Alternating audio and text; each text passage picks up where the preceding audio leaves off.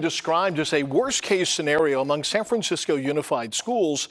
District leaders are deciding tonight if they're going to send out layoff notices to hundreds of teachers, social workers, and counselors. The district is trying to close a $113 million budget deficit. And new leadership last year, they took a plan off the table to close down several schools, as several other districts across the Bay had opted to do. Kara St. Cyr reports.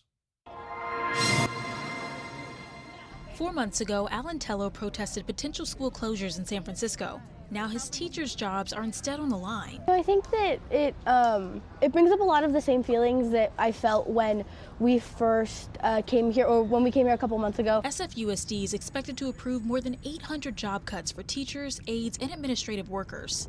Alan, whose school was once listed for possible closure, is on edge. We have a very limited amount of teachers, and so if we lose any of our teachers, it would be very, very difficult for us to be able to operate and teach all of our classes correctly. These cuts are part of a larger effort to fix the $113 million budget deficit facing the district. Officials have to come up with the money by June to avoid a state takeover. Employees must be notified of the possible pink slips before March 15th. The Board of Education commissioner says payroll takes up about 80% of the budget. District has experienced a significant decline in overall enrollment consistent with statewide trends, and yet we've kept staffing levels largely the same.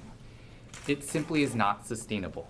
Right now, the superintendent says these cuts are preliminary and that the district has a lot to consider before making any permanent changes. Dr. Su says it's possible some of the preliminary notices could be rescinded by late spring. There are lots of still unknowns that we're grappling with, one of which is the final financial benefits of the SERP, the Supplemental Early Retirement Plan.